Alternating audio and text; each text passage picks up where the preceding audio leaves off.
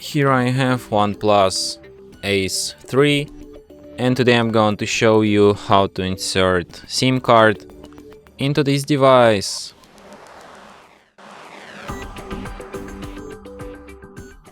So for it you will need this kind of tool, which might help you to eject the SIM card and SD card slot. I mean, just a SIM card slot, there's no SD card.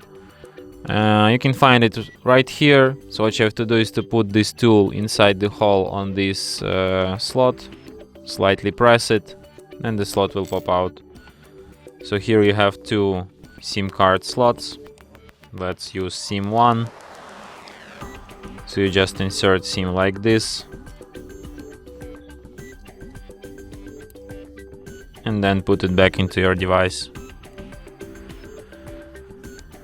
So to prove you that SIM card is detected, we can go to mobile network, and as you can see here I have SIM 1 activated. So yeah, and that's it. Thanks for watching.